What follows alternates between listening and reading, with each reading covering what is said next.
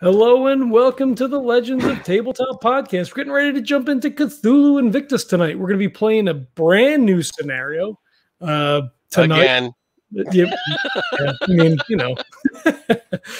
And I say tonight, but it'll probably be like the next 14 sessions because we never finish any of these things in a timely fashion. Let's hope not, but okay. So last session was the end of our Bronwyn saga. Doreena came running back to the cabin in the woods, exclaiming that Herminius was dead, which was horrible for everybody, but especially Herminius. Matters, you know. So we go in, there's mist coming out, there's creepy kids saying that we're going to come and get you. We jump down into the hole because the seal was pushed over to the side. Jump down, we get attacked by undead kids just chanting in Brythonic. That was super creepy. Follow the cavern down. You can hear a hammer banging on metal. Jago, the other minstrel, was down there. Spoilers, he wasn't a minstrel. I guess it's not spoilers because you probably should have listened to that one already, but whatever. He was trying to open up the brick wall that was sealing Yugolanok behind there. You could just feel the madness and all the stuff going on. So we didn't really do that much, but Matt, who was playing Votimus, just like gored the shit out of him with a spear. Made pretty quick work of him, which was fantastic. Doreena tried to also pick up the hammer and wail away at the wall. So she was bodily carried away, where she regained her senses outside of the cavern. What was her name? The Fey Queen Domna.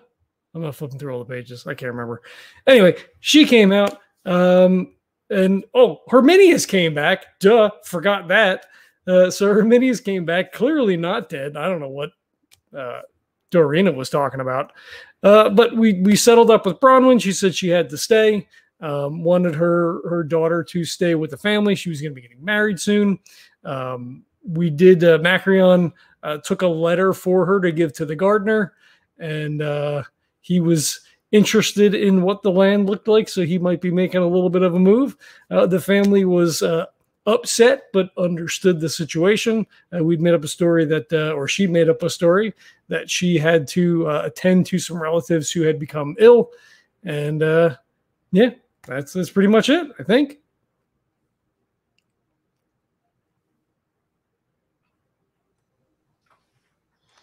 Yeah, that I think that covers it. 1 second.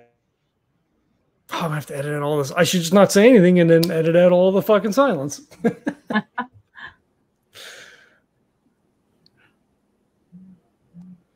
Oh, that's not fair, Malachi.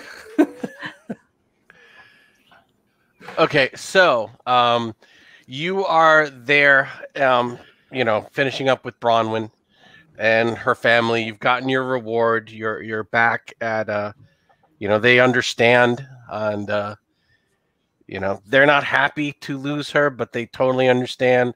She was a freed woman. She had a family emergency. The fact that she is alive and well and that promises to see them again, that was enough. So you're generously rewarded, and you're told that, the family will recommend your services to others. Like you need more of this. But you're right. Just to clarify, what does generously rewarded actually translate to? Well, so Macrion?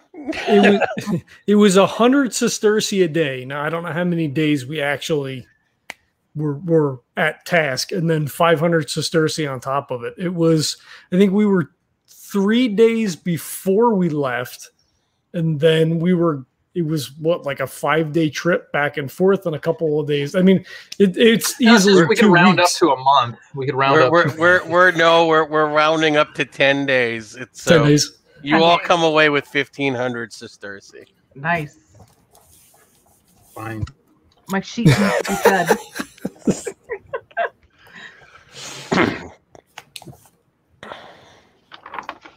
Do we have a Daisy 2 now, or?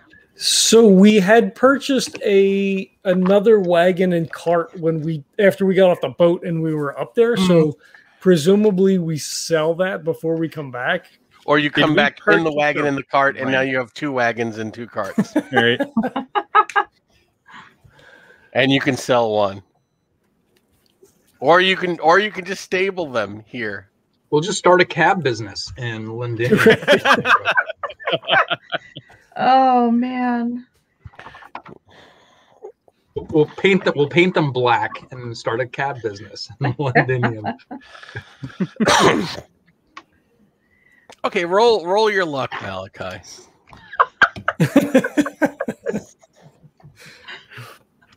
That's my second favorite thing to do. Okay. The hell is my luck here? Oh dear God. Of course. Oh, I haven't even touched my luck, but that doesn't mean I'm not going to fail abysmally. I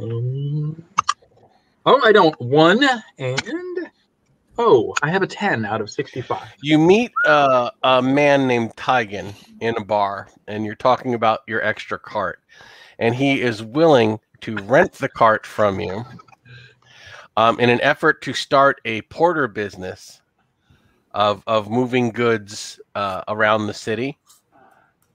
Where on earth did he come up with that idea?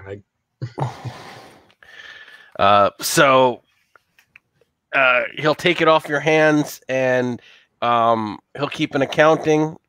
And he seems very trustworthy.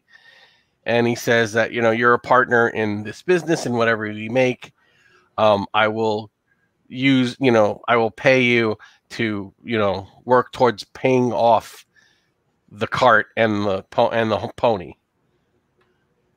So basically, he'll either give you a part of the profits, or he'll pay you twice what the pony and cart is worth out of his earnings to buy out your share of the business.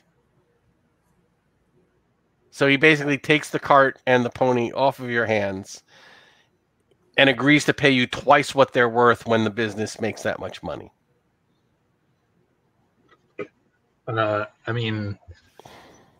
That sounds pretty good to me. Okay, really, it's just a way for me to hook you into another NPC who's going to have a problem somewhere down the line. Yeah, I figured as much. I thought this was your way to ensure that we don't completely derail and start a cab company.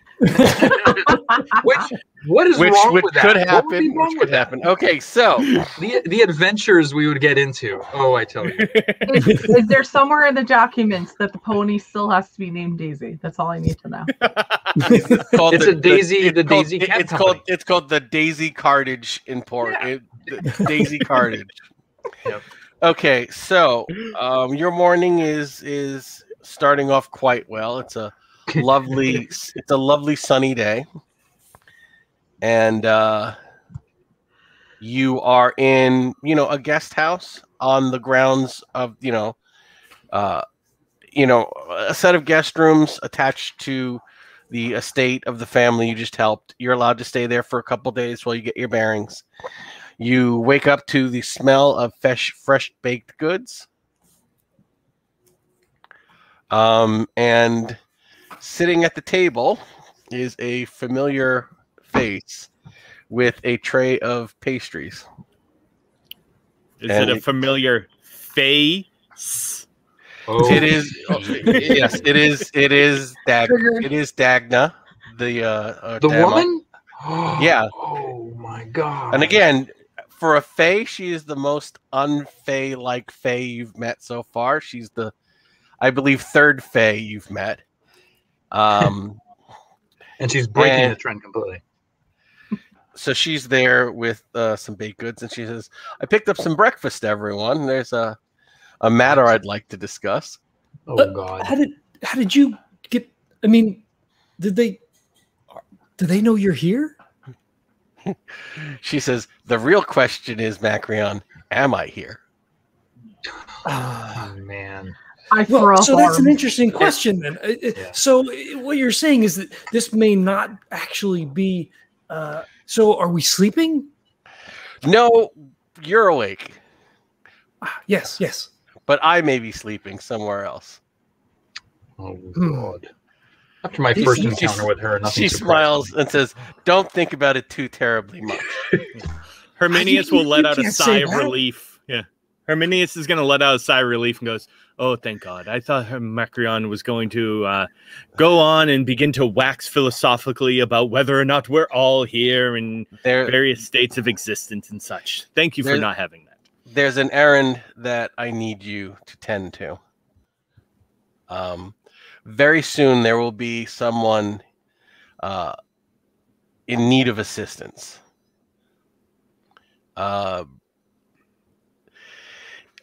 In the city of Corinthum. Oh, in the city of Veronis. I'm sorry. To the north of here, you will find a man with a club foot. He is in desperate need of your help. And if you follow where he leads, and she smiles and looks at Doreena. Doreena will get to do something that she has wanted to do for quite some time. Don't even acknowledge. Just kind of look at her. That's it. And she winks at you and she says, "But in all seriousness, it is a matter of life and death for both this poor unfortunate man and one other. If you are swift, you can save them both." Yes. We did have other matters to.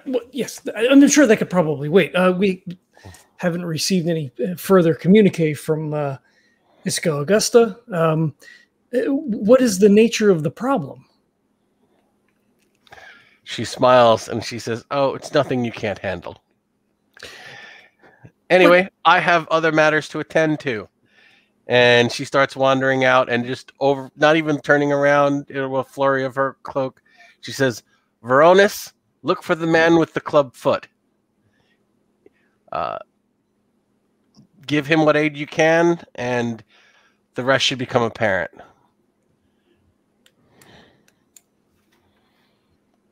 But we could, then you could probably shit. And she walks out. And much like Dungeon Master, she turns the corner and she's gone. If she could, she could have just helped. No, I mean, powers of such except that she's not actually there. Yeah. She's not actually there. One of you at a time, please. I there's only so much I can process at once. I'm in the background. Creatures of such power often have more important tasks to deal with, hence why we are here. I suppose. This You is mean our... we're lackeys? You mean we're lackeys? We're expendable. Perhaps. I cannot debate that. I do not see any reason why I should do anything for this woman. Or thing, whatever. I mean, if Herminius was dead, she brought him back. I mean, that's not nothing. If he was indeed dead, I mean... Do we know this is Herminius? I mean, if Macrion reaches across the table and pokes him. And yeah, just glance at Macrion, like really, and then really look over at Malachi. She did make me out to be a liar. I mean, I did see you die. Then yes, clearly indeed, she brought him back. You indeed are not a liar. So you did die? Only temporarily. What was that like? I mean, we didn't get a chance to really talk about it. Do you guys want to talk about this on the way to Venonis? Sure. Okay, we're gonna skip ahead. This is why it takes 7 weeks, Macrion. It's all about the journey. We can talk while we're walking. So, mounting Daisy 1. Whoa! No, I don't know what kind of donkey show you think this is. It's a pony. So, so you hitch up the pony cart with your travel supplies, and you travel the long road to Venonis. It takes you several days, and you get there. You're pressing on. It's like dusk, but you're pretty sure you're almost there. And then it's like you keep thinking we've got to almost be there. So it's like, oh, if we press on, we'll go through twilight. And then it's like night. And just through some, misadventure and miscalculations, you end up pulling into Venonis right about an hour or two before dawn. And no, go ahead. Can you say where is Veronis compared to? Hold on, let me. I will pull it up. Let me. Where the fuck is? It's something of a detail, but I'm just curious. Like, okay, we've got the map. Hold on. Nope, that's not it. Where the fuck is the Invictus? There's the map. On a side note, I'm kind of irked because she claims she knows something I want to do, and I don't think she knows anything about what I want to do. So this whole time for this few days on travel, you've been bitching about the Fae, right? Yeah. Yes, I have. Oh, and then don't even get me started on. Yep. I am sparing you all the true dialogue. Yes. All right, let me see I generally feel the same way as Doreena. My feelings for the Fae will never be changed after our first encounter. That being said, this woman is a bit different. Maybe it's just because she drank me under the table that first time that I hung out with her. You're killing a small. I know. It's a whole thing. I gotta. It's all right. I could fill the time with bitching about the Fae. Yes, let's talk about the Fae. Yeah. Malachi, you took something from the Fae. Do you really hate the Fae as much as I do? Wait, did you not? I thought you did. I thought you did take something from the Fae. No, I took it from Herminius. I took his dagger. You did, yeah. I hand it back to you. Here. Oh, there's Corinium. Okay. Yep. So we're starting down here in Aquas you're up in Venonis. Oh, so we're going north. But I'm just saying we started down here and we're heading up this way. Yep. Oh, that's right. Okay, we were in Aquas Solis. We went all the way up just to go all the way down, to go all the way up. To go all the way back. Story of our lives. Mm-hmm. Hey, I mean, I'm from Palestine, so I. So you get there, and town guard is actually like at the gate of Venonis, and like the town guard is the town guards are on alert, and they like good evening, travelers. State your business traveling at this at this frightful hour of. Where are you hailing from, and what brings you to Venonis? Yes, we are making our way from south, from Aquas Solis. Well, clearly this is the road from Aquas Solis, and indeed. Who are you, and why have you come? Oh. Pardon. I am Herminius Rusticus, and I am here with my scholar and my bodyguards, and we are here to negotiate some dealings within the town. Okay, that is a lie. So roll your. It is a lie. Can you do that? This is why I didn't say a word.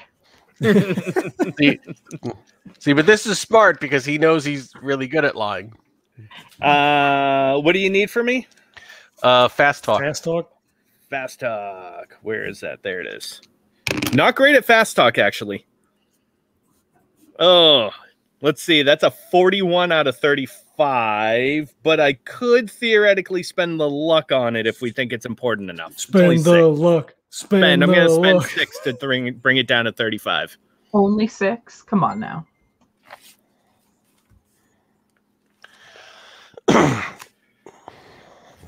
Hold on, stop 1 second. Okay, so he says, "Well, very good then. And you've been on the road from the south all night then?" Yes, for the better part of a day and then some. You wouldn't have happened to passed a man and a woman on a horse riding hard? And he'll look back at Malachi and Doreena. No. So nothing. No, like we that. haven't seen anyone. But we were on the road for a few days. We must have seen some people, but I don't recall anybody that stood out that caught our attention in that way. No. I mean, I was He complaining says, a lot. "Okay, they but must have gone." 1 second. Are there other trails? This seemed to be the only main road.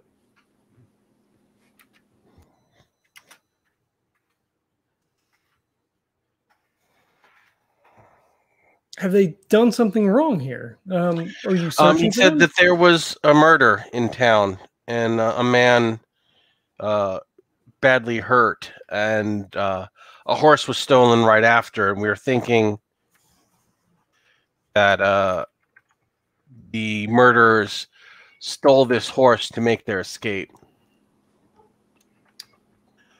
So yes. if you've seen no one, then we know that they didn't head south. That will be of help. I'm we saw glad no that we one could riding offer with that haste. little bit of information.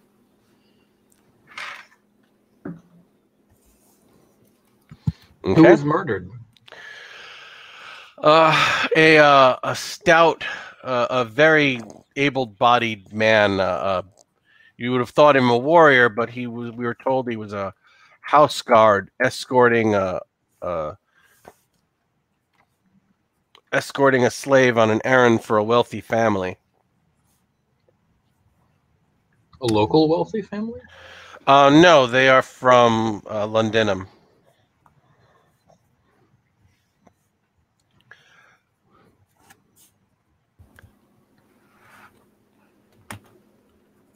Perchance, do you know the family name? It's just that we have many contacts in Londinum, and I hope that it would not be one of them. They tell you the family name, and it is the House of Vatinius. And you can roll your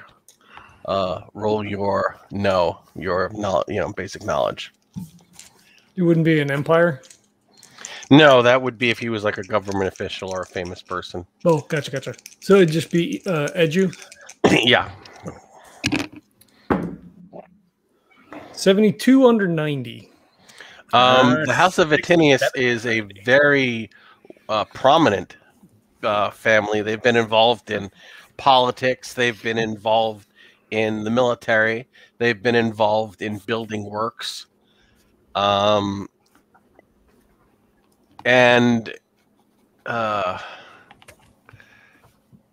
Okay, did anybody make a hard success on that no roll? I literally 2 points away from a hard. I made a hard On the fail. luck, if you think it's worth it. I would spend the luck points for it, right? Yeah. Yeah, I'll take the 2 for it. One of the most highly placed slaves, the personal slave of the master of the house, is said to have a club foot. Oh, okay.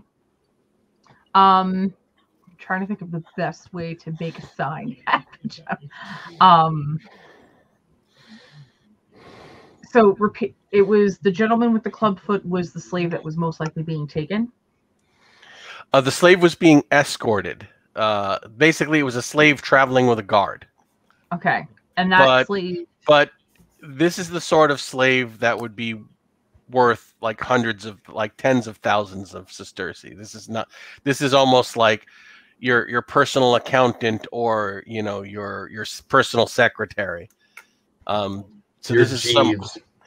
This is like someone very so he sent his slave on an errand with an armed guard to protect him, and the armed guard's dead, and the slave is badly wounded. Okay.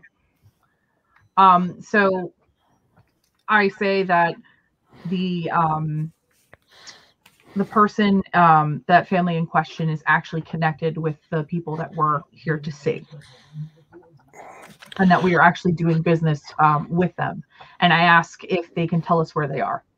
He says, certainly, anything for the Vatinius family. We didn't know you were connected with them.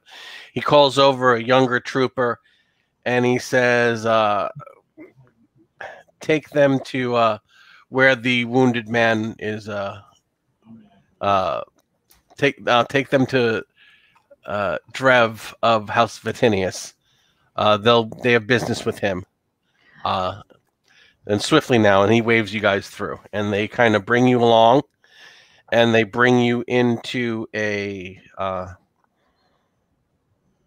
It looks like a bakery. It's like a shop that's been opened before dawn, and there's a couple of guards inside, and there's a physician inside, and lying on a table is a man with a club foot who's slowly becoming conscious.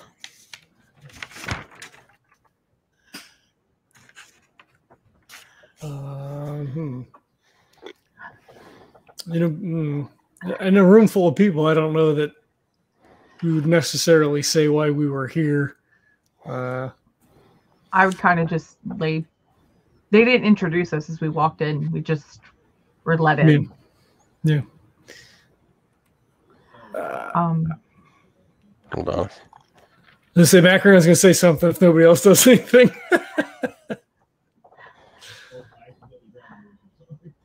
Did we get a name? I don't think we did, right? They were told you his name was Drev. Drev.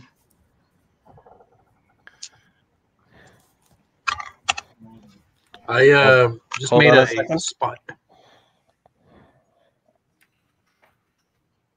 So much dead air. Sorry. I'm working on. That's okay. I'm working on something. I just made a spot hidden roll, just checking him out to see if there's anything unusual about him besides his club foot. I was about to say.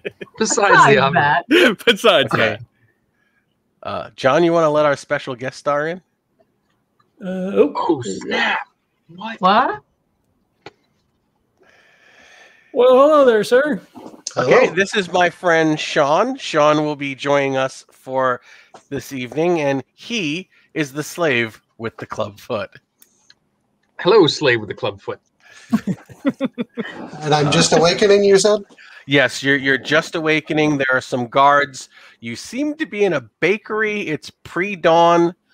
You feel like you've been kicked by a mule in the chest. I mean, you thought you were, that this was it.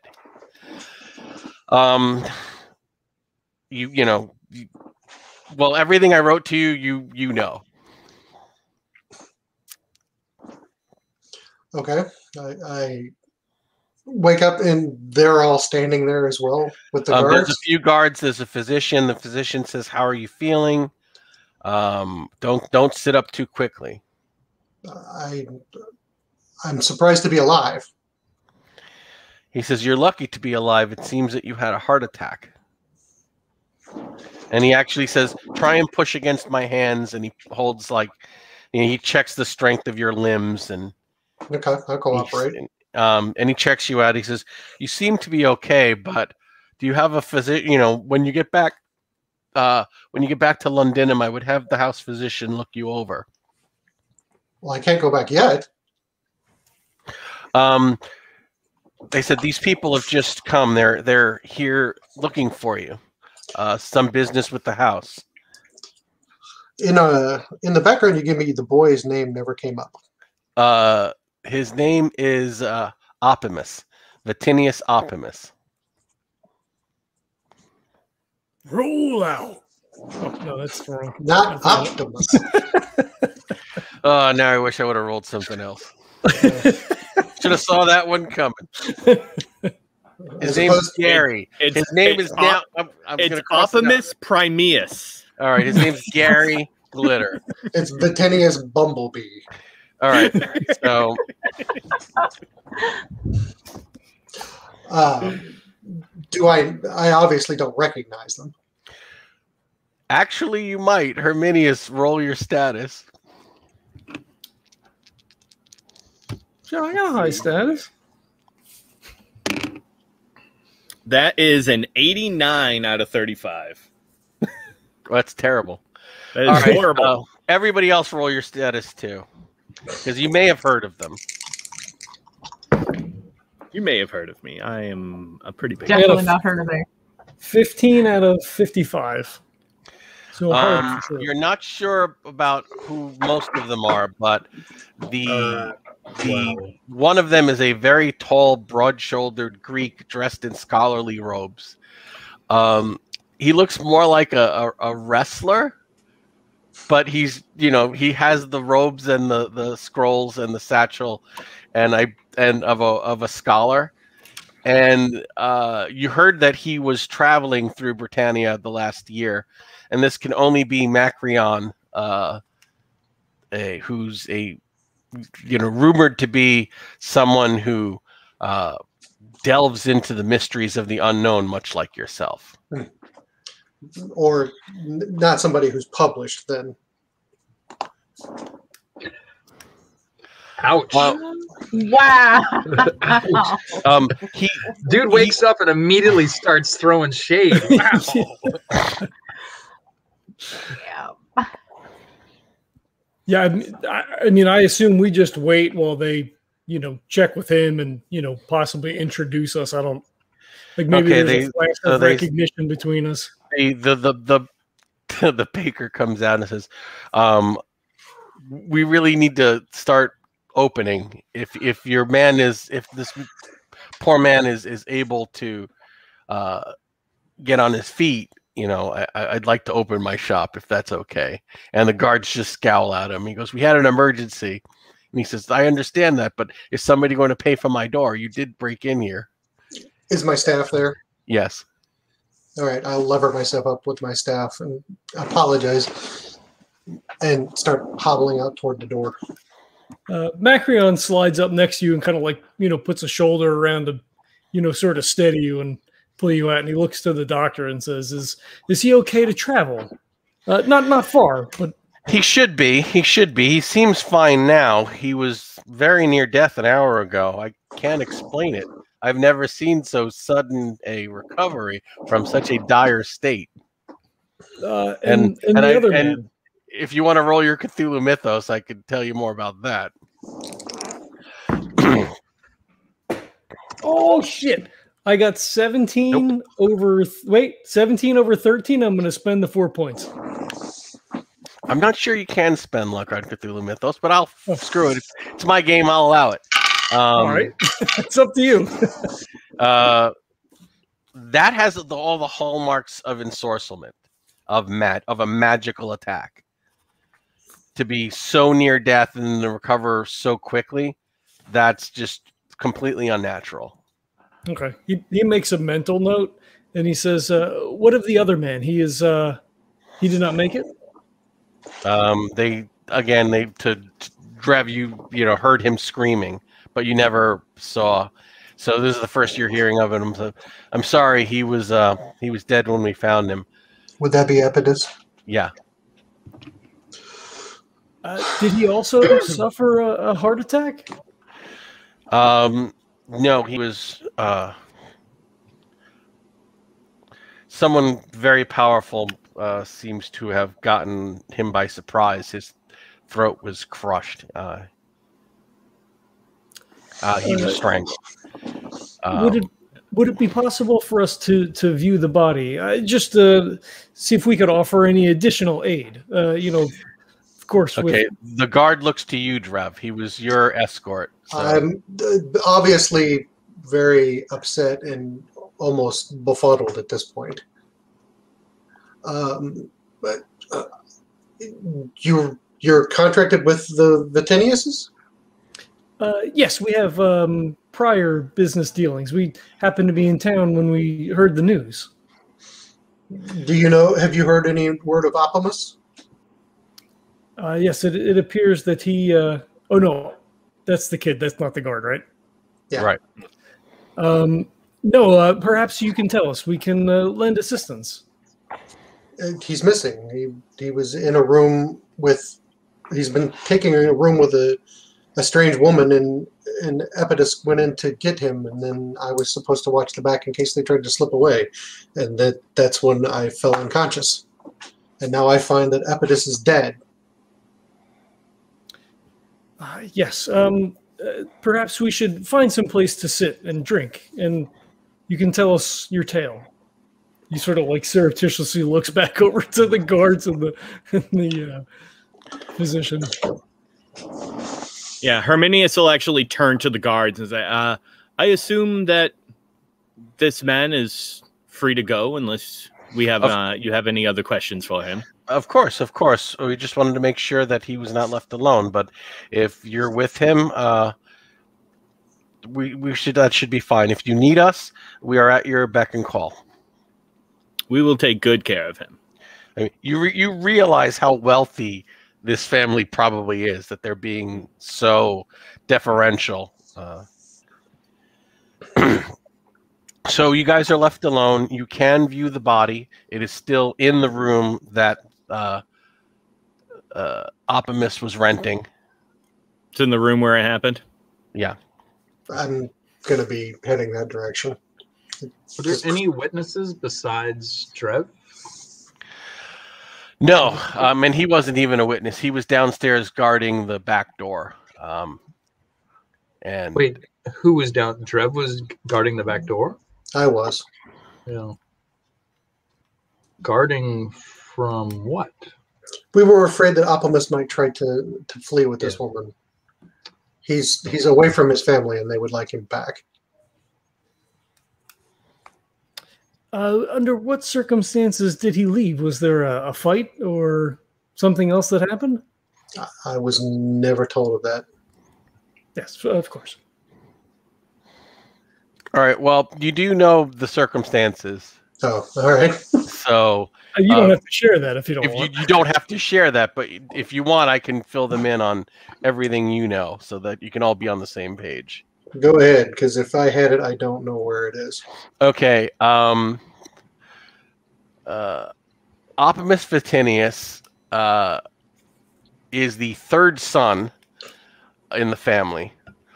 He has been relegated to becoming a contract lawyer and an accountant for the family, which, while boring, is very important because he kind of keeps track of their finances. From the time he was young, Drev, you know that his true passion was writing plays. I knew that part. Something his family did really not look kindly on, because to write plays, you need to deal with actors and actresses and theater people, and they are the lowest of the low of the infamous. They're, right up there with gladiators and prostitutes. So they thought their son becoming a playwright would have been an embarrassment. A few weeks ago, he left the house and did not come back. And you were sent here to retrieve him because the family had word that his plays were being performed here in Venonis. That somehow, somehow he'd written something worthy of being performed, and word had gotten back that, this wonderful play in the backwaters of Venonis was going on with this troupe, and it kind of got back to them that their son might be the author. So they sent you guys to bring him back. When you got here, you found out where he was staying, and that he was there with a exceedingly beautiful woman writing plays for the local troupe here. And when you went to retrieve him, that's when all of this happened. Yeah, there's no reason to keep any of that particularly secret. Well, just say we have experienced many strange things in our travels as a group. What the physician relayed as far as your condition goes seems to be, whether you may believe it or not, something sorcerous in nature. I believe this is more Herminius's expertise, but that is what it seems to be. Your recovery was quite quick. That would not surprise me. Yes, I got the same sense as well, Macrion. Yes, excellent. Do you know who the woman was?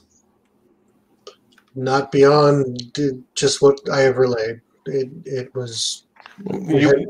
You are now in the rooming house where they had been staying. Mm-hmm. So to investigate, would it be spot and then occult if we find some weird thing? But start with spot, I guess, to see if there's anything that sort of stands out. You can make a search of the room. Yeah, like is there a copy? So the room is here. There's a body here as well, covered with a sheet. I'm gonna check out Epidus. Okay, the guard. He is stone cold dead. There's very dark bruises all around his face and neck. It appears that he was strangled, but while he was being strangled, it's clear that his neck has been snapped because it's hanging at an odd angle. It's almost like backwards. So when they laid out his body, the head lolled weird, and it's incredible because the man is built like an ox. I mean, whoever managed to do this must have had incredible strength. And he was not a man to be taken, unaware. He had a very dangerous skill set that made him valuable to the house. I'm going to compose him, arrange his neck, and at least put him at rest. Okay. The innkeeper comes in and says that, if you'd like your man sent back to Londinum to the house, we can arrange that, sir. I'm sure my master would appreciate that. We'll get right to that. As soon as you're ready, we'll have some men come and take the body. And they immediately, they're there if you have any questions. Doreena, you were searching the room and made a spot past the spot hidden. I got your note. You see that the room is a mess. The chamber pot is full, hasn't been emptied. There are dishes piled up with like half-eaten meals. There are at least 4 bottles of empty ink. Several broken quills. There's a few pieces of very expensive parchment that have been like ink spilled on them, and they've just been discarded. There's a writing desk here, and there are maybe 20 or 30 candle nubs placed all around it. There's another set of clothes here that's, sweaty, and there's a smell of like unwashed clothes in the bedding and the set of spare clothes here. Okay, Macrion, while searching, you find much the same. Okay. Nothing that would relate to the woman? No, not a thing. Not a piece of jewelry, not a shred of her clothing, not a whiff of her perfume. Are all of the quills broken? Because if there's like if they're expensive quills, I mean, I assume Macrion would notice that. He would take them. You look at them, and they're it looks like a lot of them have just been worn down. He appears to be these aren't like stylus quills. These are goose feather quills that he's writing with. And a lot of them have just been worn down, as if they were quite old. But to see so many in one place, it'd be like, this would be what a scribe's office would go through in a week. And he's only been here by himself for a week. Okay. Drev, your master, the boy, he perchance, were you ever able to read any of his works? Roll a luck. Roll a luck.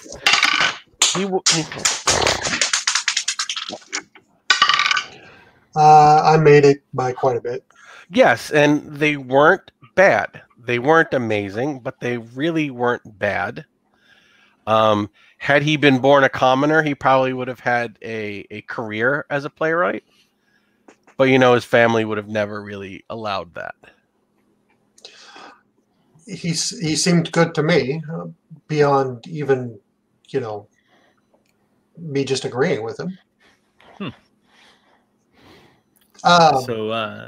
While I was composing Epitius, could I kind of make sure there was nothing missing on him or anything that I didn't know about? There's nothing missing on him. All his money was still there. His sword was still there, and he had a fine blade. Like he wasn't robbed after he was killed. Okay. No other markings on him but the neck. Right. It looks like one of his hands is broken. Like he defended himself. Right. Like before somebody got a hold of him.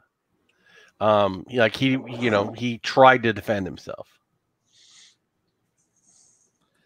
Is the innkeep still sort of in the hallway? They're hovering to see if you need anything.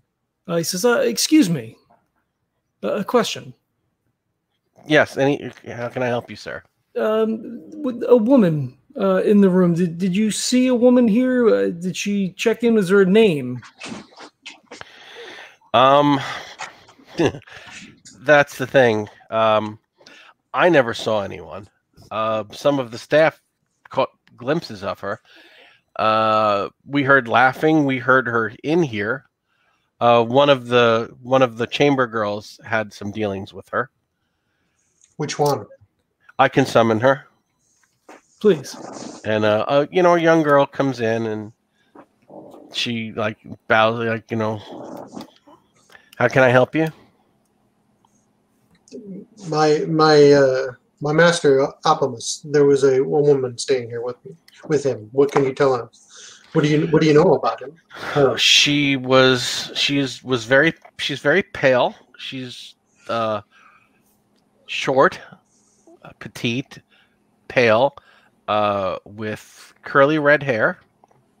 Very, very beautiful. The kind of beauty that would make, I suppose, roses jealous. She seemed quite taken with him as well, quite protective. She snatched the food tray out of my hand and forbade me from coming into the room, and said from now on I'm to just leave it at the door and knock. You didn't hear him address her? Oh, yeah, I heard him in the background. He was writing. But you didn't hear him use a name for her? She thinks for a minute and says, I believe he called her My Lady Nim.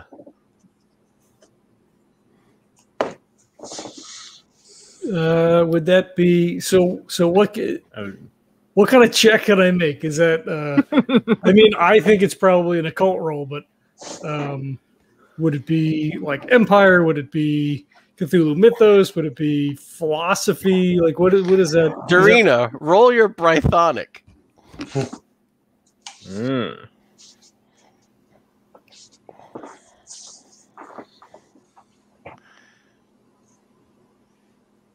Make it with 1 point. Okay. Nim is when used. It's usually not a name. It's one version of that word is actually an ancient Celtic word which means poison or venom. Yep. And just to be clear, the description of this woman does not match our Fae contact, does it? Or No. Okay. Just wanted to just making sure. So, Macrion, were you going to be rolling that occult? Oh yeah, I will. Yeah. I'm gonna need a hard one. Oh, I got an 05, baby, out of Extreme. Yeah, Nice. it's out of 76. Nice. So extreme. Yeah, I think this is gonna be a short game. With that roll, you're gonna get pretty much a GPS tracker on what this thing is.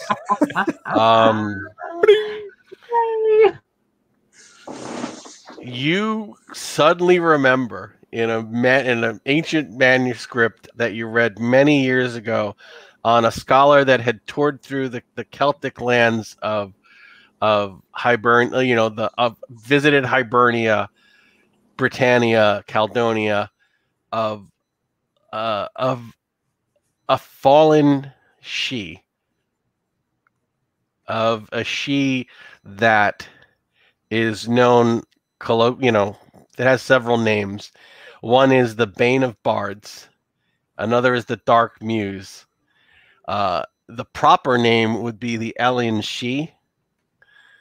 It's a form of she that falls in love with an artist and then uses her power to enhance his art, pushing him to great works.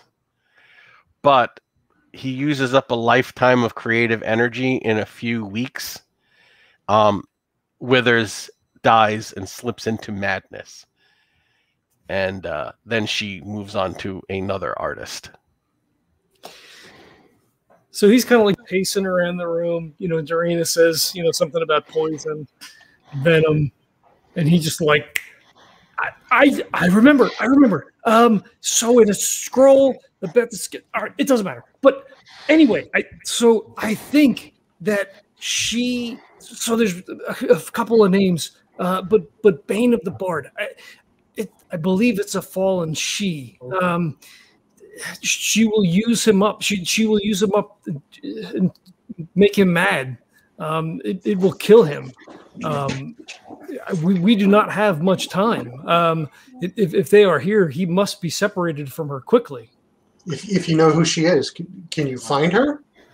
I mean, other than the description that the chambermaid gave, I am not sure exactly what she looks like, but she's apparently very beautiful, short, pale, red hair. There are many here like that we've encountered in our travels. Well, I believe, though, a beauty such as hers would not go undiscovered. Her visual trail might be easily to track. Not only that, but I'm assuming that they would be holding up in another inn or such to continue the work. I'm going to go over, you said there was plenty of parchment around, like you had been writing in a frenzy. Kind of start going through any of that and see if there's... Most of what's left here are notes for other plays, like literally the whole plot to a play written out on one piece. Basically, he's almost making post-it notes of other ideas. And just scattered around the room that he left here is probably about a dozen play ideas. But nothing hinting at something that might be completed? No. You can only assume that he grabbed that on the way out. At which point you hear people downstairs kind of talking and some kind of a commotion out front. All right, I start moving that way. Is there a window in the room or something that we can look out at? Yeah, you can look out. So, Herminius, you look out the window. Malachi, you kind of come to the door and look down. Yep. And both of you see from different angles that there's a crowd outside the door, and they're all laughing, and they seem to be gathered around a horse.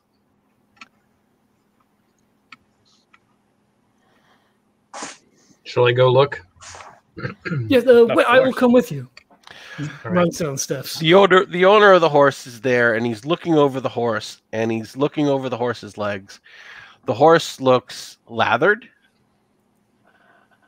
but unharmed. And there's no rider on the horse. The horse looks, like it's been ridden hard. And as he's looking over, he sees, he reaches into the saddlebags and he pulls out a traveling pouch, and he dumps coins into it. And there are like 4 or 5, there are like 4 or 5 of the gold 100 sesterce coin pieces in it. Wow. And she goes, "Whoa, I guess I shouldn't say the horse was stolen. It looks like it was only rented." And they all laugh. Who is it that's holding the horse? This is the owner of the horse? Yeah. I asked I eventually follow them. I asked the owner if I can just like look at the horse. You do. I want to look to see if there's any specific grass or any indications of where the horse went. I don't know if I understand the land well enough to know that. That's some high level Legolas Ranger stuff. I know. Okay. I know. I need a hard natural world check. Roll an 001. All right. Okay. It's a 19 out of 70. I don't know. You want it? You said Well, that's a hard. That's a hard. Yeah, that's that's a hard. Sure. Rating extreme or hard? That's an extreme, probably. Okay. Judging by the mud on it and the plants stuck to it, it probably didn't go far. Okay. It and the time that it's been gone, it probably, if you're going to draw a circle, it probably got no more than 100 miles away before it came back. I say somewhat out loud to the, in the direction of the owner. Was this the horse that rode off with the man the other day? He says, "Well, I didn't see who took it, but other people said a young man and a woman rode out of town on her." Question: where did this horse? Do you know what direction this horse came back from? Someone says people say that it came south. It came into town from the south road. He goes, "She's a good horse. She knows where her home is." With that, so I'm assuming we came from the southwest. Mm-hmm. Could this have possibly come from the southeast? No, it was coming. Virginia. It was coming south, meaning it was coming from somewhere north of here. Oh, so it was coming. All right, it was coming from the north. Okay. So it could have been. I'm going to butcher this name. Lectuium? No. It could have been either one of those 2 towns. At which point, I need everybody to make a spot hidden roll. Nope. Oh, fuck yeah. Oh, my God. I got a 60. I make a hard. I make it when you went, oh, I'm like, oh, what? 07, 06? And you're like, oh, fuck yeah. I'm like, okay, I guess that's a good roll. I got a 01 out of 83. Okay, and this is perfect because you're a bodyguard by trade. You sense the mood of the crowd sour very quickly, and you realize that you guys are in danger. Okay. What do I get a sense that, so they're starting to direct our attention to us? Yeah. And you see a lot of hard looks at all of you, and you start hearing a lot of angry whispers amongst the crowd. Okay, well, I'm also going to roll a listen while I start herding so I got a 22, and my listen's like a 70 something or other, so that's a hard success. I'm going to just start kind of putting my arms semi-forcibly around my party and moving them back into the house. Did you make a listen Saying, roll? Let's go. Yes, I made a listen roll. Okay, you hear someone say, those are the people, those are the assassins that tried to kill the playwright. Crap. Okay. Guys, we have to get inside real quick. This is not going well for us. All right, everybody make a dex check. I pass. 40 under 55. I rolled an 11, so I think I'm good. But I don't think I had gone outside anyway. Right, you were probably still inside. So everyone made it? Yeah. Yes. Yep. You all go back inside, and at that point, you see that some of people in the crowd have picked up tufts of mud from the road and rocks. And the innkeeper closes the door as people start like yelling, murderers, assassins, you couldn't leave the poor boy alone, and he's our hero, and people start throwing rocks at the door, and they start breaking the windows on the front floor to get. Somebody want to try to talk to these people? Try to convince them that this isn't us. Who's got skills? Who's got points in oratory? I do. Who's got the best of all of that? Well, I actually, real quick, I was gonna see if does this feel like they're under some type of. It happened real quick. persuasion? It happened real quick. Right. Herminius, you're reading my mind. Yep. Herminius, believe it or not, well, roll your insight. Let's see. That is a 28 out of 70. Nice. Unfortunately, riots can and do erupt this quickly in a crowd. So you don't think that this was magical. You think that there was some underlying anger, and that you guys happen to be the ones that it was directed at. All right. So yeah, in that case, from the other side of the door, I don't want to necessarily poke my head out and get a rock to the eye, but I will kind of yell from the other side of the door that we are not the killers. We are here to help this slave. We are here to investigate the death. We want to catch these people just as much as you do. Okay, roll your oratory. Because it's not like fast talk. You've got to make a big sweeping speech to an angry crowd. Exactly. Ooh, I do not have points in oratory. I said I would do it. Just said. Oh, Oh my god. Okay. In the meantime, I know there's a back way out of here. Is the crowd back there too? No, the crowd is not back there. You're very familiar. Doreena, you want to check the other door of this place because that's where you were stationed yesterday. All right, Herminius, when you start screaming that and just totally blow it, literally, I rolled a 93. A rock comes smashing through the window and like almost glances off of you, and they're like, "Help the slave! The slave was the one who brought the assassin." He goes, they've canceled tomorrow's performance. He's look over for his life with the woman he loves. If look over, Jeff, you said there's a back door, right? As soon as I hear the slave, I'm out the back door. Doreena, I've got the rear guard action here. You want to lead on the front? Sounds good. Yeah. If somebody makes a dash for it, they can probably get Daisy and the cart. And you can ride out of harm's way, or at least out of this part of town and away from the crowd. Yeah, I'll run to Daisy.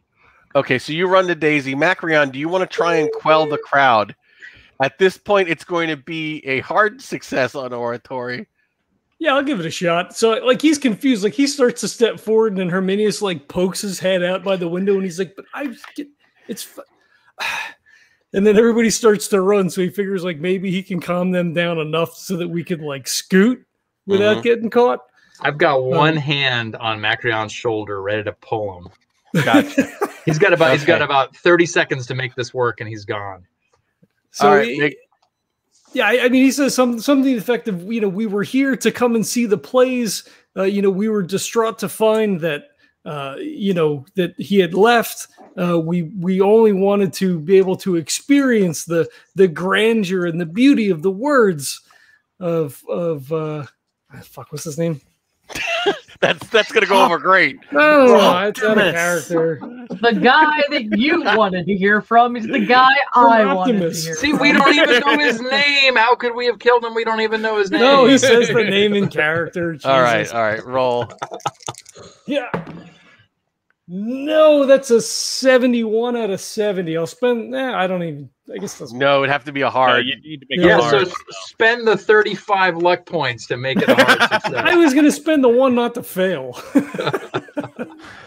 All right. At that point, you see someone outside light a torch, and the innkeeper goes outside. He goes, "No, this is my home. This is my home. Please."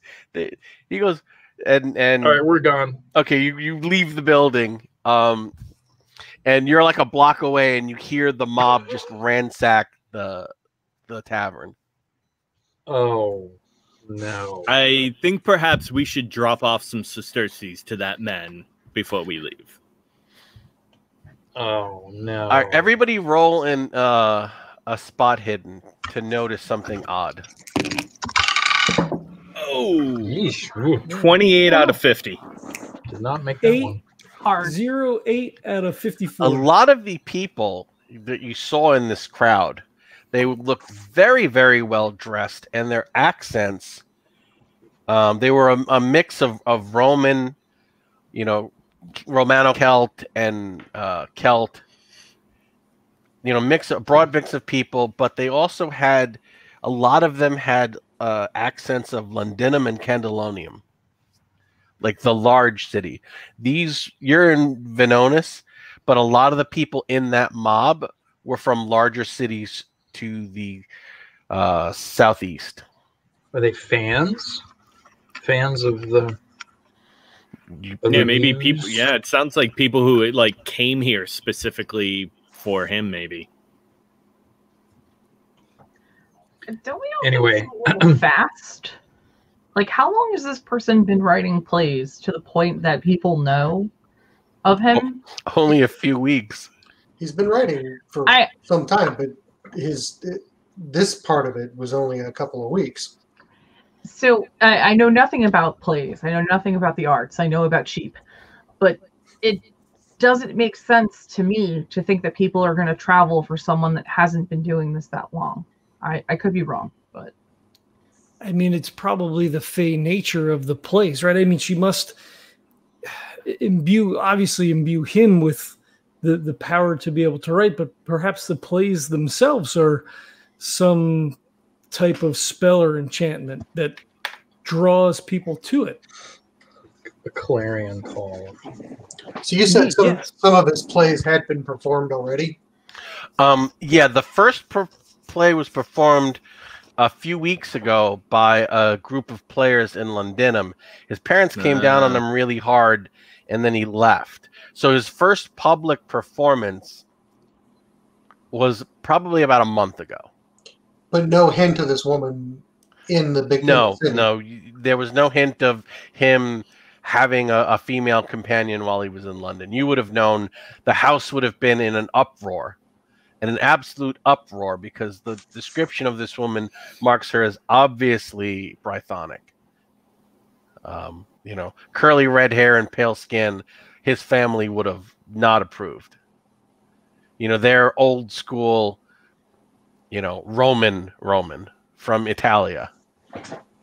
They're only like 2 generations British born, but they've not mixed outside of, what they would call good Roman stock. Okay. The boy's not like that.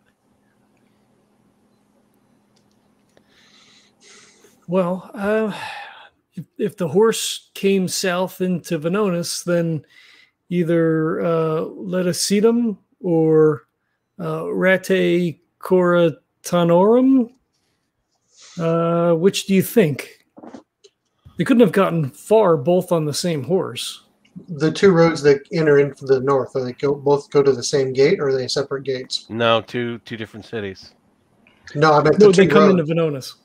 The two roads that come in, do they come into through the same gate, or there are two separate gates for each road? One. Oh, one gate for each. There's a north gate and there's a north gate and a south gate in Venonis. Okay. Can I just ask a security question? So we're riding out of town on the cart. Are you? I just said you got a few blocks away from the mob. Okay, all right. So I'm at the back of the pack, just keeping an eye over, making sure no one's coming up behind us. All right.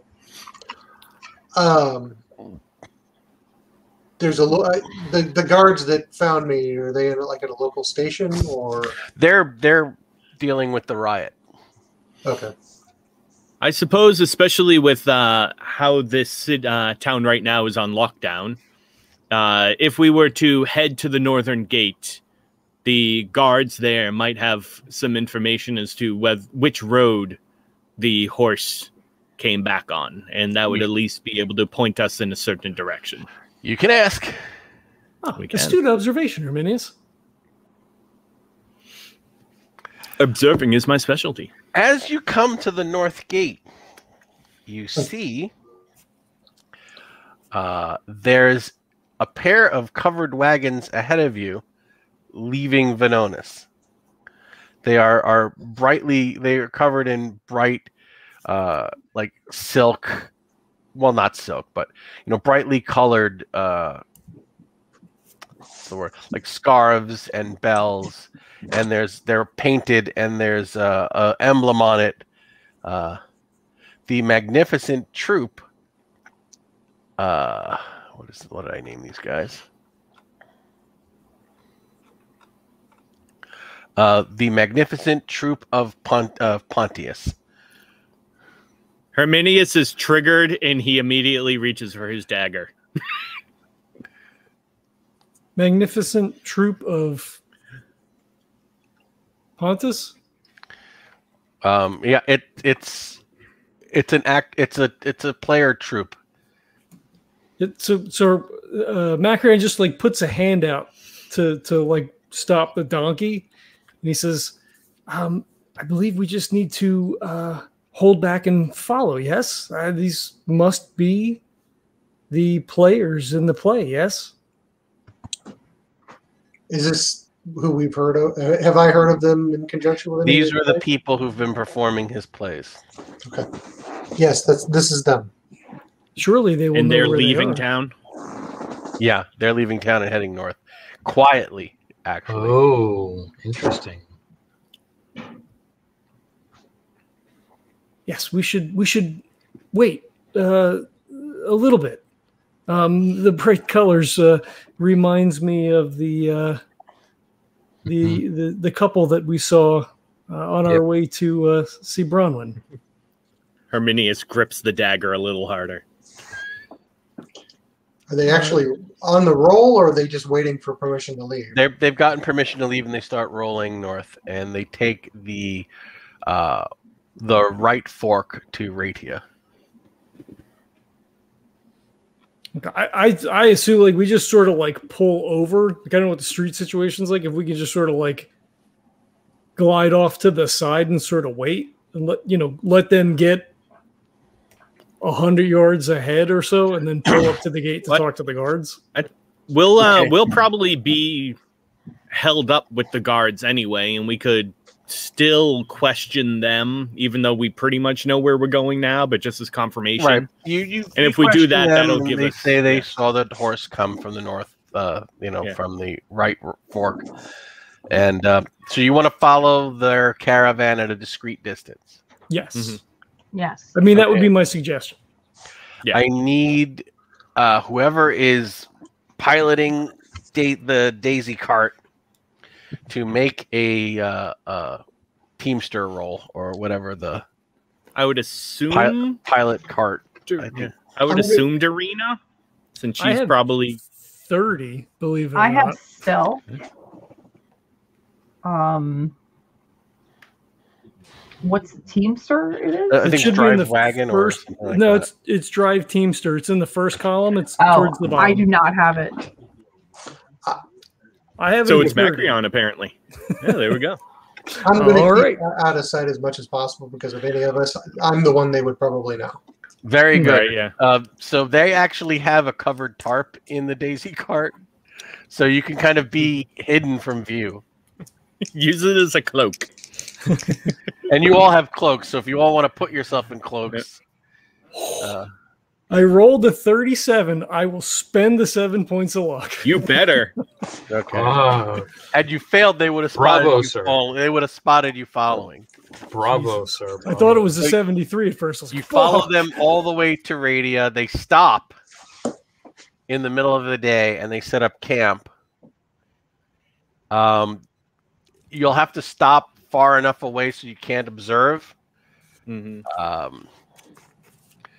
But Doreena, make an idea roll. The idea that I shouldn't fall asleep. Yes, I pass. Where they're stopped, there's a grove of trees not too far from it. You could probably, with a stealth roll, get close enough to observe their camp while they're stopped and spy on the troop. I was thinking that same thing. So we are all okay with me doing this, yes? Well, what's your stealth? Yeah. My stealth is I only 40. actually I would not mind stealthing up. If I you want to definitely want to take a look. I kind of make my whole job about Yeah. getting places quietly Drev Yeah. is without actually, being noticed. it's funny. Drev of Narbo, the player he's playing, is one of the most popular pre-gens, and I Yeah. think he's got an insane amount of skills and points in stealth. He's pretty good. So how about this? So how about if Herminius will volunteer to go and ask Drev if he wants to come so that he might be able to spot Optimus. That's Since well, you're the only one who knows what he looks like. yeah, All I right, will- so the two of you or the three of you want to go? Who's got the best stealth? I've got 54 for stealth. I'm pretty have good at 40. it too. I have 40. 70? So I feel like Macrion and Doreena should probably hang by Daisy, right? I mean, So Drev, what's your stealth? 60. 60. All right, so the two of you, the 60 and the 70, should roll. I wasn't sure if the stealth was actually sneaking or just not being noticed because I'm a slave. No, it's a combination of all of it. It's actually for hiding too. They combined hide and sneak into But- stealth. I'm going to have to spend 4 points of luck. Oh, boo-hoo! It's 4 points. That's That's an like a given. 18. Okay, so you guys get through the woods. You get close enough to observe the camp. They're resting the horses. It looks like a lot of them haven't slept. They appear tired, lethargic, confused, upset. They're having a midday meal. They're watering the horses. And for more than that, I'm going to need you guys to make a spot hidden. All right. That was better. No, That's No, another but just- 18. I just missed it. You Okay. could spend the luck. Herminius, you made it? Yep, 18 out of 50. Okay. Pardon? That's pretty good. So you don't spot. He kind of tells you what the kid looks like, Mm-hmm. Look for the wealthy one.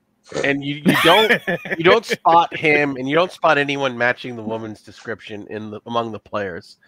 There seems to be 1, 2, 3, 4, 5, 6, 7. 8. There's like 10 people. They're all moving around, and you see. There's 9, and they're joined by a 10th, who's actually riding a horse, and he rejoins them from the north. And when he arrives, they all gather around him. He appears to be younger, handsome. He speaks to everyone in the group, and everyone in the group seems to relax. In the performances in Londinium, how many people were in the troupe? you recognize the director, who's usually the narrator, and it was usually 2 actresses and 2 actors. There were some other people who had kind of like background parts, but they didn't really speak. So you see that this is the young actor, the junior of the 2 male actors. And he breaks out a sheaf of paper, like a rolled up parchment, and the director starts looking it over and nodding his head. And while they have their midday meal, he sits with this parchment and he reads to everyone who's listening intently, and they're all nodding and speaking animated, and they all appear very excited.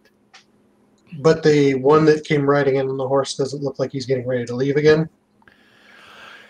He does. He's eating very quickly. It seems like he's already he's not having the reaction of the others. So you're guessing maybe he's read it already, or okay. I'm gonna start making my way back. All right. And you said the one on horse is one of the younger lead actors. Yeah, there's like a lead actor and a secondary actor. Yeah, like there's one really attractive woman and then a not as hot, and there's one really hot guy and then one kind of hot, the sort of hot friend. He's the sort of hot friend for the lead. Yeah. All right, sounds good. All right, so you guys rejoin. Yes. And then they're there until probably 2 hours before dusk, and then they set out. And you get that they're probably timing it so they can get to Ratia before sundown. So the lead actor, did he leave before they did, or is he staying with them? You see him start to leave, and he's coming right towards you guys. He's actually going back to Venonis. So you guys are going to have to rapidly pull off the road and make a stealth check so that he doesn't see you, if that's what you want to do. Or why don't we just pretend like we're setting up camp for the night? You can do that. I think he knows where Apomus is. Can we? I know I'm not capable of it. Is there any way to get him? I was thinking that same thing, actually. You don't have a lot of time to plan because he's going to be riding by in about 5 minutes. Yeah. Let's just pull over right by the side of the road. We'll grab him. Doreena, or actually, who was it? Was it Malachi that had a net? I have a net. Doreena has a net. Oh, Doreena, yeah. Doreena, do you still have your net on you? Do I? Would you like the fancy one or the regular one? The fancy one. The trick will be to subdue him. So don't you have a magical net? Yes. And since we're dealing with the kind that I'm not really a fan of, why don't you use that one? Given to you by the Fae, whom you despise. You liar! No, I had to hypocrite! Oh my God! Listen, have you seen me use it anymore? Have you seen me use it? No. All right. I think you just pulled it out. What does the enchanted net do? It just harms enchanted creatures? Yeah, that's all. I haven't used it. I know nothing about it. I'm going to, since we know nothing about it, I'm going to say it gives you a bonus dice to one attack once per day. Nice. So now I want to use it? Is that what you're saying? You've never used it you before. obviously took it, so obviously you wanted to use it. All right, so is the plan just to throw the net over this guy and pull him off the horse as he goes down the road? Seems that way. Yeah, I guess. I think that's a good idea. We could try to lure him off the horse, but I'm all about whatever you guys want me to do. I only have a 35 in net, people. But you have a bonus dice to it, so you get to roll the 10s twice. Can you I use thought the bonus die was for the attack. Yeah, it is for the attack. Yeah. Can you use So the I cart? actually roll it first. No, you rolled 2D. So you. Oh, all right. You have If you miss the first time, D10s. you can roll the 10s over once. Okay. Yeah. I got so- confused with damage. The hatred of the Fae is just really messing with my head. I'm All really right, so sorry. he's riding by. I mean, he's not like Pony Express. He's not like Paul Revere. He's just riding by, so it's not a hard throw. But you can use the cart to block the road so he's actually stationary. Why Right, didn't you- Macrion, pull the cart. oratory. Pull the cart in the middle of the road.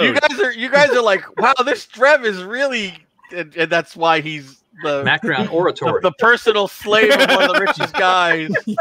Drev is like, pull the cart out in front of the road so he can't escape when you throw the net over him. Like, that's a great idea. Because the Yeah, horse but I would can't catch ride the cart around. instead of the van. Okay, Well, so it'd hold on. slow him down. It'd slow him When down. he's coming along, Drev says, pull the cart out. Herminius pulls the cart out. He stops, and Doreena, you now have 2 bonus dice to this attack because he's like startled, unaware, I got a stationary. fucking 7. I'll roll it again. I'll roll it again. And I jump on him as he comes off the horse. I jump on him. The net hits him almost like a spider's web. It like And then wraps I around him, stab him. No. and he just like falls to the ground, and he's like, oh. And you like And pull him I- off the horse. I sit on top with a He's not a sack. big guy, and he's not even resisting. Yeah, He goes- I he gently goes, "I sit don't-" on top of He him. says, "I don't have any money. These aren't really silks." I'll lean It's in. really shiny cotton. We just You need to know- talk to you. You know where Optimus is. Where is he? He says, "I don't know what you're talking about."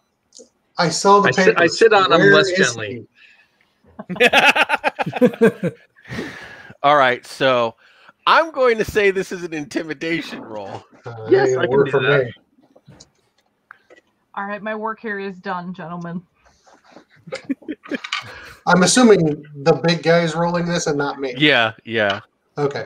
Doreena, that was a great throw. Of course, it has to be 48 the out of same. 50. Well, All right, I mean, he's I do intimidating. have a Sayax to his face. I mean, I'm hoping that gives me a little bit of a leg up here too.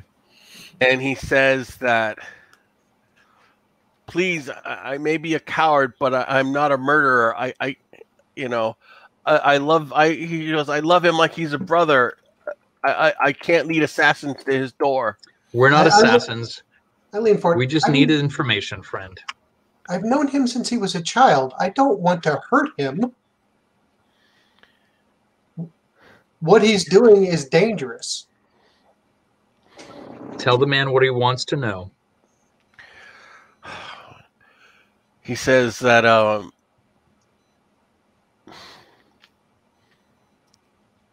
hold on. I actually have this written. I'm just trying to find it because I did plan for this. I thought, I figured if anyone was going to get grabbed, it'd be the messenger. Just don't kill me. All right, he says that you have to promise to try and help him. I'm worried about him myself. The woman he's with, sometimes he speaks to her when she's not there, and sometimes I see her, and she looks nothing like they say. What does he look like? She look like? It says some people say that she has curly red hair, but the woman I saw him with was darker and had straight dark hair, and was less was more of a plump like a partridge, but still beautiful beyond measure. He says, but she won't let anyone near him, not even me, and I've been bringing him money and food and picking up the scripts the whole time, but he doesn't look good. That's what I'm afraid of. My master's promised me my freedom if I bring him back. He's not going to free me if he's dead. You swear to all the gods that you mean him no harm, that you'll help him? I have never meant him any harm.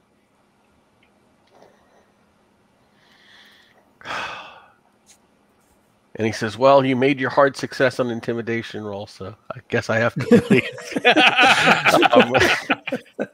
And you did. Sorry. He says that they're in Ratia.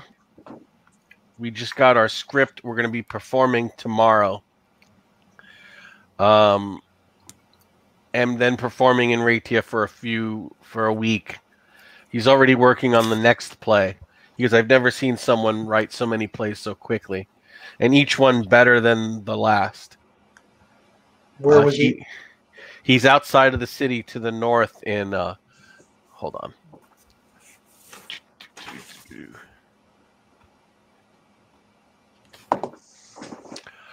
In an old ruined watchtower.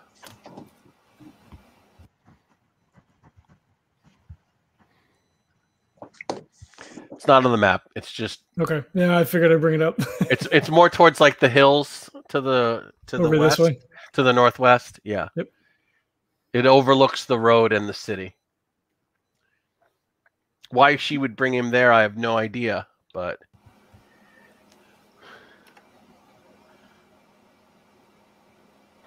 perhaps there are ley lines, some energy focus, something that perhaps increases her hold on him,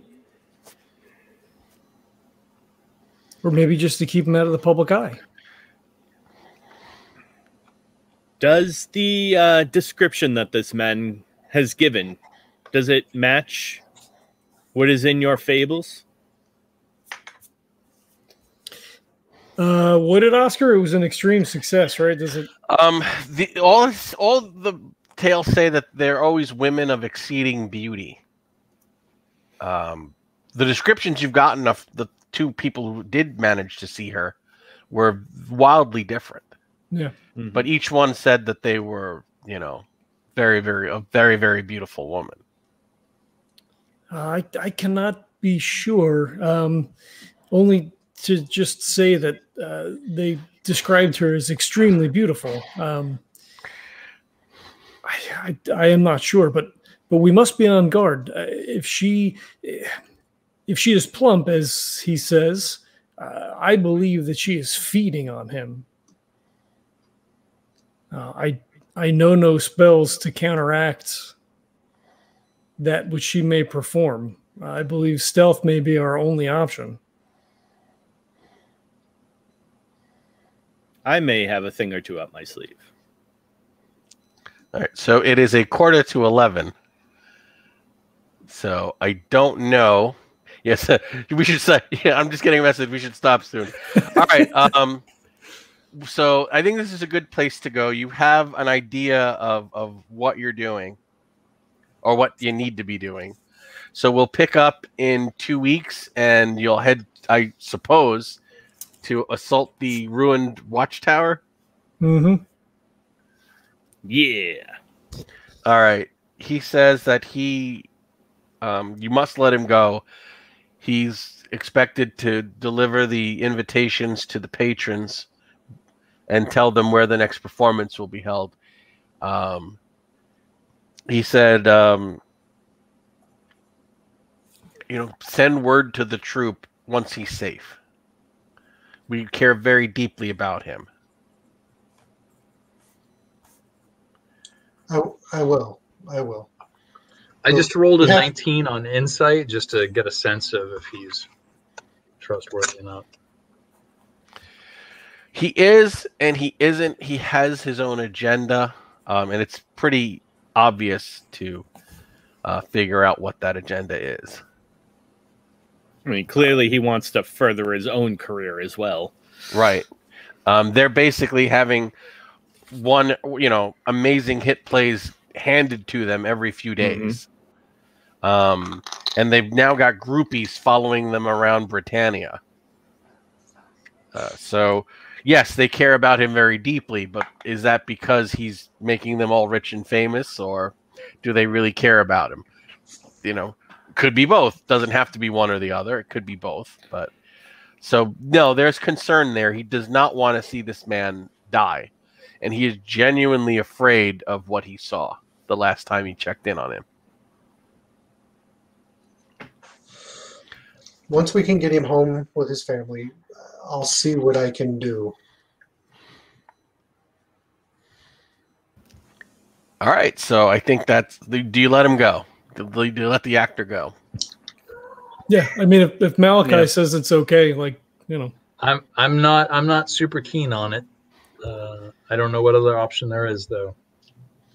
Well, at the very least, we know that he will not be circling back around to warn Optimus.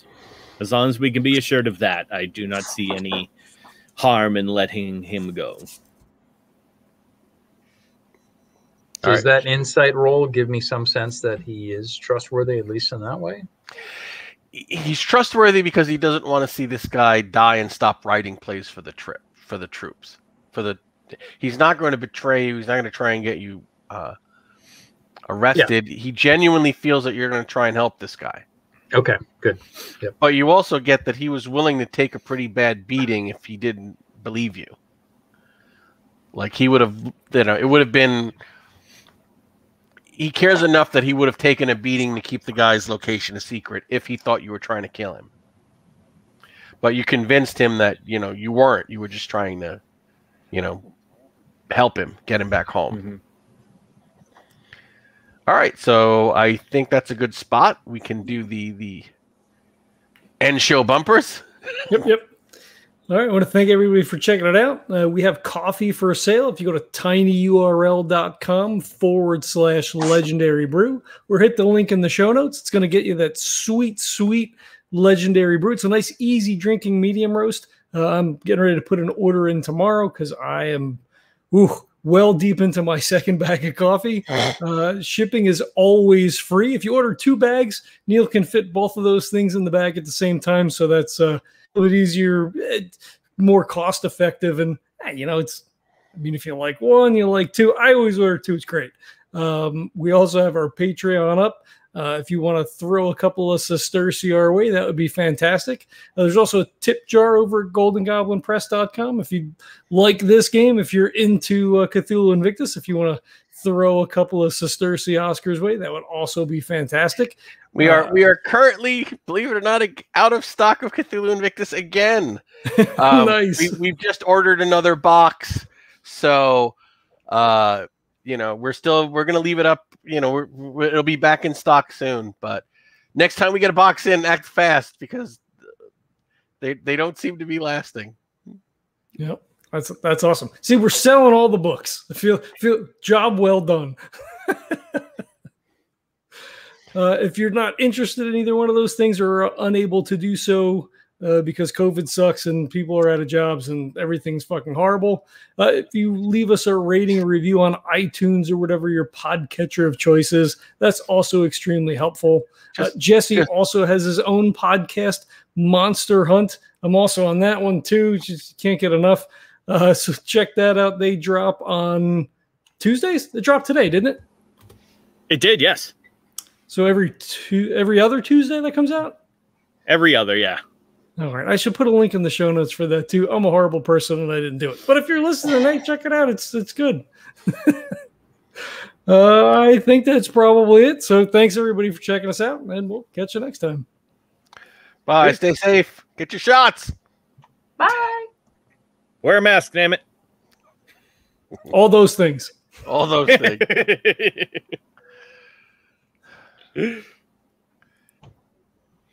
Are you just gonna let it run? Are you just gonna let it run? Yeah, I don't. It's too much of a pain in the ass to fine, send a whole fine. other thing. And yeah, I thought that went well. I mean, it did. Yeah. I can't believe you rolled a freaking 5 on your occult. That was awesome. Obscure ass unseelie fairy creature from Britannia. I'm like, he is a fucking scholar. There's a chance he would know what it is. Well, so we were chatting in the private chat when you're talking about writing all these plays and shit. Regina and I were like, just like amused, right? Like she's ensorcelled him in some fashion, right? Yeah. So we knew right at the beginning. Apparently, like Dresden's godmother or something is one of these fairies, so lots of people know what they are, and I had no idea. Like, so I'm like a Celtic mythology nerd. I was a medieval reenactor and a bard. So the alien she has been a creature I've been like obsessed with and really wanting to stat out and feature in an adventure for years. And it was like so obscure. And then when I was telling Lisa, my editor, like, oh yeah, Harry Dresden's godmother is one of these things. And, I'm like, oh, fuck. It's like, really? Then I felt like a douche. But so I guess it wasn't as mysterious and creepy as I thought. But Yeah. No. but yeah, it's they call it the Bane of Bards. It's the dark spirit of destructive creative energy. It's like this is what killed Janis Joplin. This is what killed Kurt Cobain. Like all of those amazing artists that have really short careers. This is what the ancient Celts felt was responsible for that.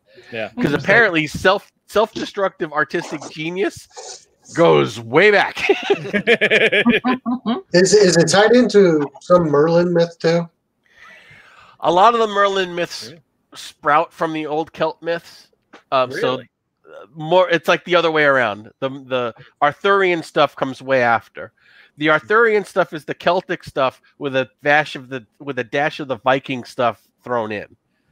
Like after the Vikings invade, a lot of those myths get blended together, and that becomes the Arthurian cycle. So it's like how the Romans just stole all the Greek shit and then threw a little bit extra around. Exactly.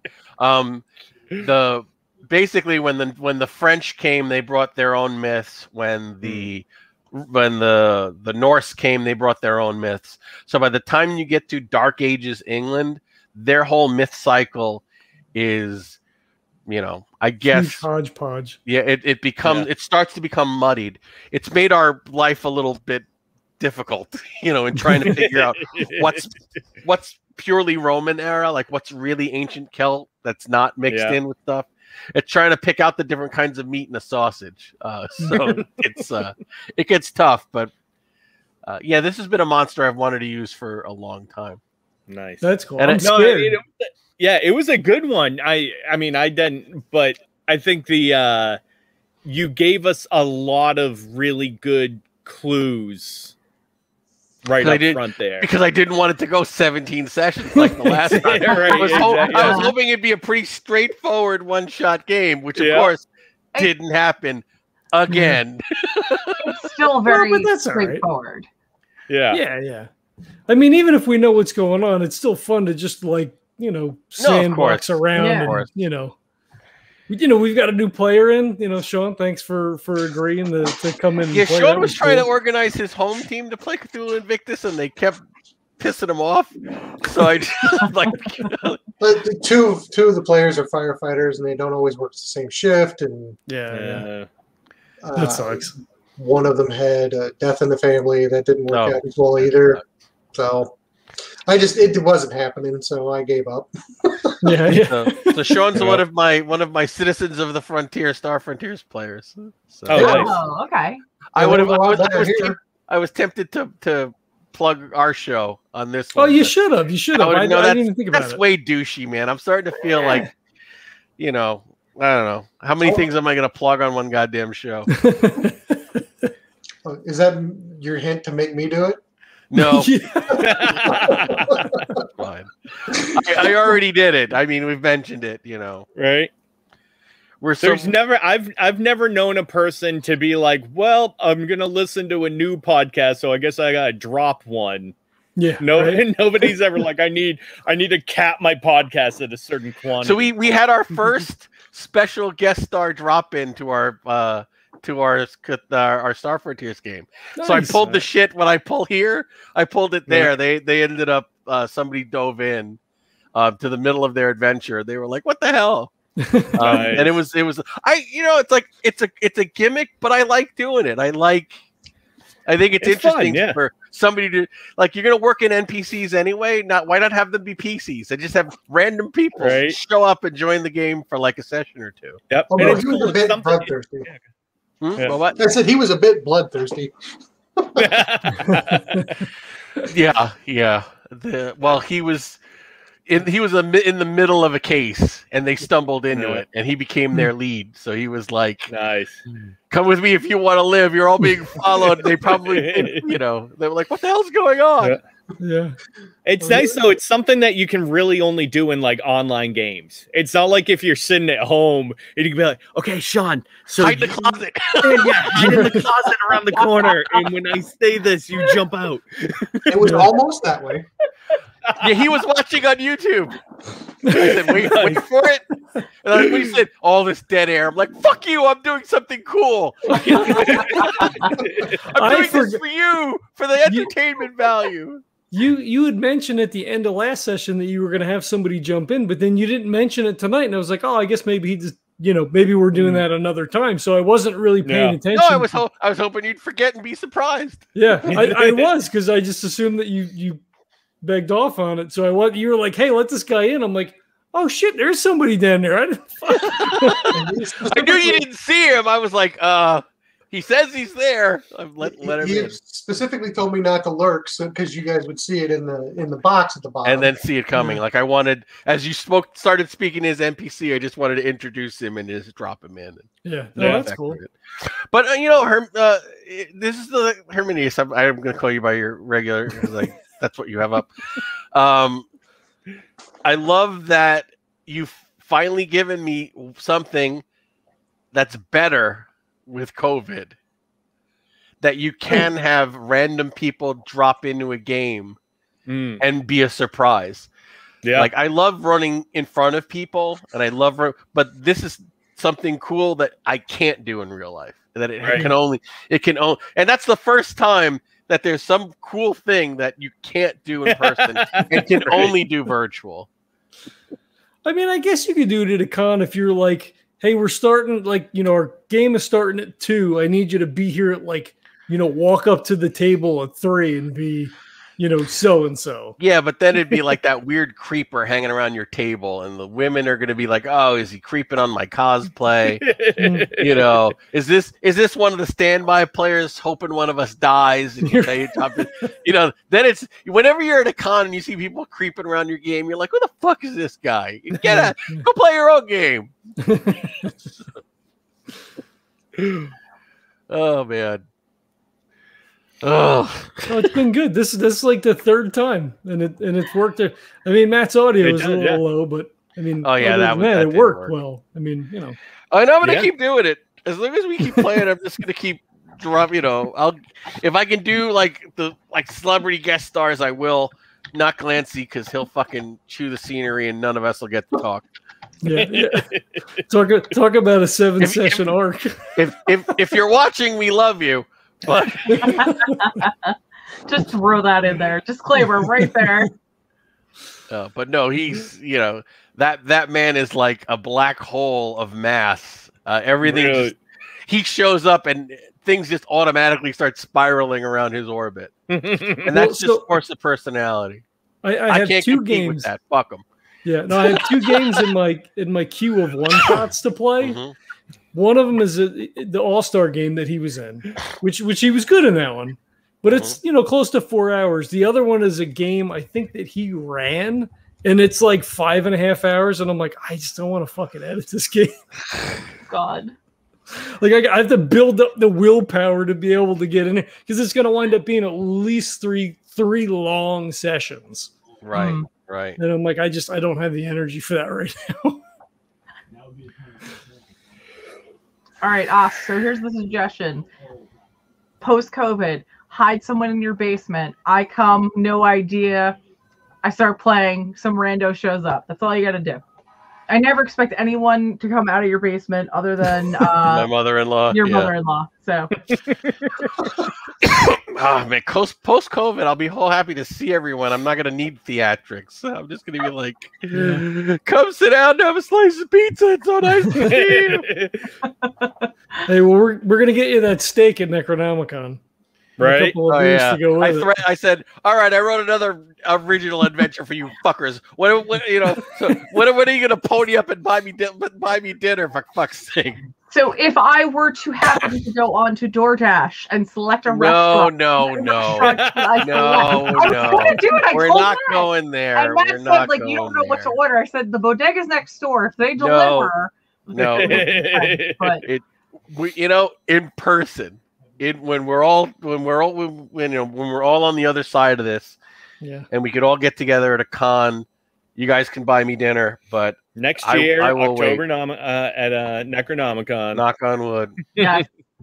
Oh my God, 2 of my favorite cons have pushed, and they're both going to be So one went from July. They're doing it in September.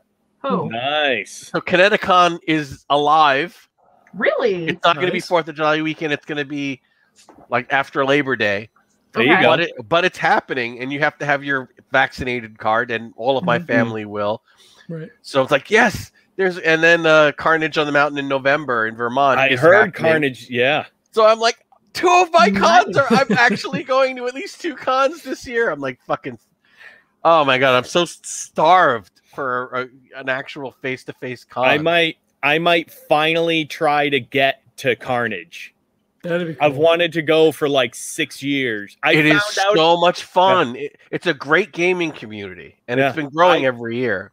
I found out about Carnage the year my daughters were born. Oh yeah, I'm like, I can't go on a 3-day vacation with 5-month-olds at home. This isn't. But you can take 5-year-old kids to the con. Really? So I took both of my kids to the con when they were like, I think my son was like 10 or 11 and my daughter was like 3 or 4. Nice. They loved it. And now my daughter goes and cosplay, and she ran a panel last time. Oh, wow. She's a con rat, my daughter. My daughter, the very first con we went to, she just ran around for 3 days, had a great fucking time. And we're in the back seat Sunday afternoon heading home. And she starts crying.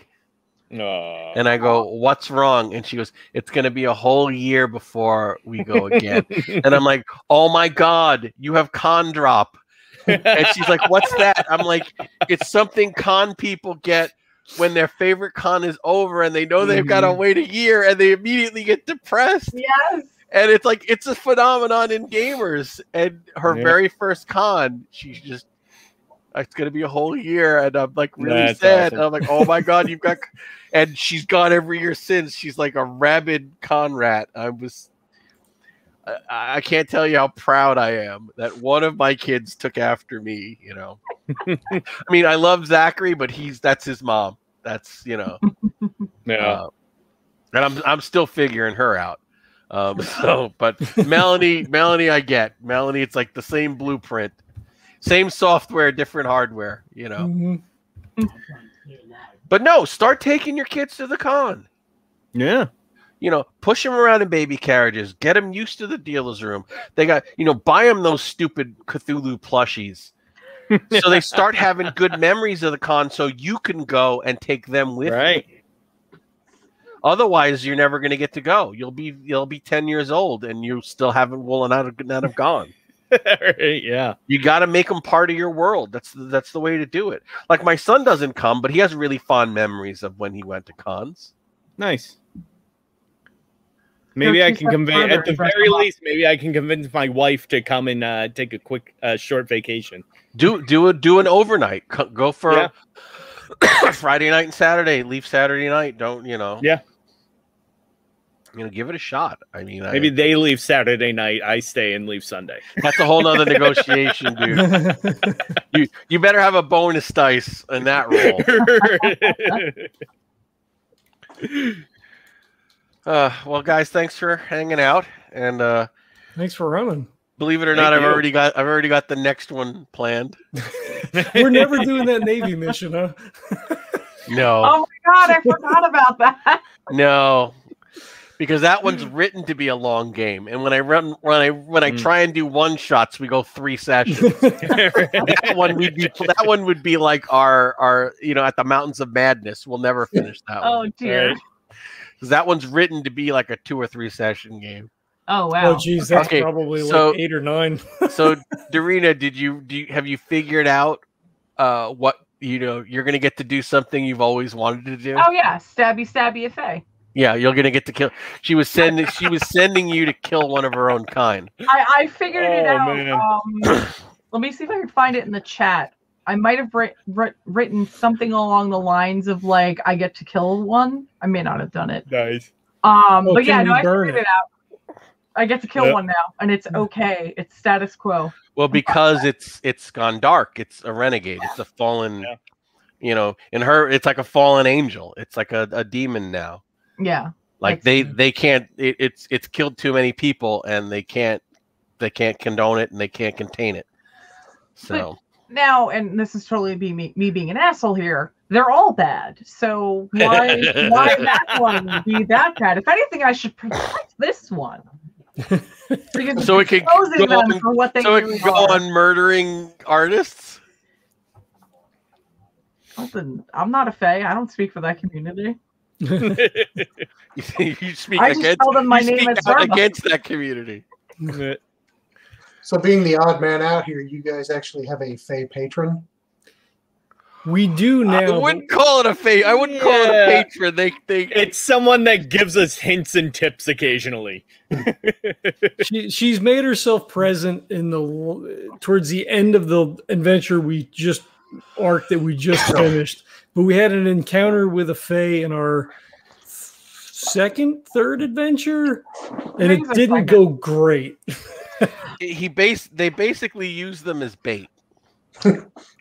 They said, we're going to go left, you're going to go right, and we're going to kill the monster in the middle, and it's going to be great. And as soon as the monster showed up, they fucking ditched them. Bailed on us. They bailed and let them fight it alone. Assholes. And we won. I was so angry. It wasn't even in character that you're anymore. over it.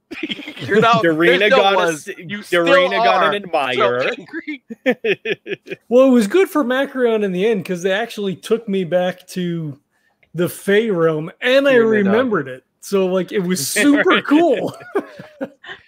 Which just made Doreena even angrier because you were having such a good time with your new friends who had left you guys to die. And it also didn't help that one of them was trying to woo her. Yes. He thought it was funny because she hated him so much. He was just doing it half to fuck with her. I broke character probably 3/4 of the way to the end when I finally figured out like we were fucked. And I was just hating everything and anything. When I left the session, like my husband's like, "Are you okay?" And I'm like, "No." I remember Niels going, "Did we just get betrayed?" Just flat, like confused, and then it clicked, like, "Oh my god, they just ditched us." Yeah. Like in this game, I'm trying to portray the Fae as they would have been betrayed by ancient people. These are not good people. These are people that will, poison your cow and, steal your children.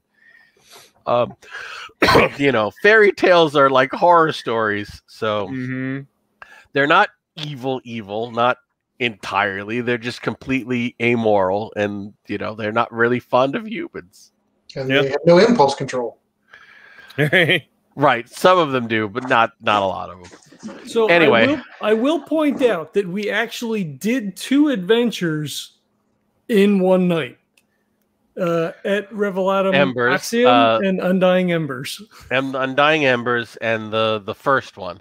Yeah. And then the first one, I drastically expanded it in a new version when I run it at cons, and it's like 3 times as long, which is great. Oh, nice. But... Wait, really? Yeah, the first one you ran, I actually added 2 subplots. So now that game runs 4 hours. Oh, wow. Well, so for us, it would be like 8 because the first one went 3. Yeah. 3 with just an outline. Right. I mean, the one with the haunted house that the house kept catching on fire, and it wasn't really on fire because it was like smoldering embers or something like that. Oh yeah, that would make me cry. Yeah, that was kind of sad. Yeah, no feelings. No, thank you. So before you jump off, because I know you want to go, we got 1,500 sesterci in total because we got 1,000 for our 10 days and 500 on top. It wasn't 1,500 each. Right. Oh wow! I totally wrote 1,500 because that's what Oscar said, and then I was like, no, he's right. I'm wrong. Yeah, I was doing the math afterwards. I'm like, I don't think that's right. Thank you. It's not right. Well, I appreciate you letting me on. I guess I will see you all for the massacre next week. Yep. Yes. Thanks for playing. It was a lot of fun. All right. Next time. So yep, yeah, I'm gonna dive off, guys. It's late and I'm tired. And... Okay. Yep. Bye. Oh, and put the Kickstarter in the show notes. We've got we've got 11 days left, and it's not looking great. We funded, but we're not. It's flat. Yeah, it usually picks up towards the end, though, right? I mean, last week. We'll see. Even if we don't get a single stretch goal, we funded the book's happening. I gotta be happy. Yeah. I'll get some tweets in and everything. We'll appreciate push it. Yep. All right. Talk to you soon. All right. Take it easy. Bye. All right. Night, Oscar. Night. And we out.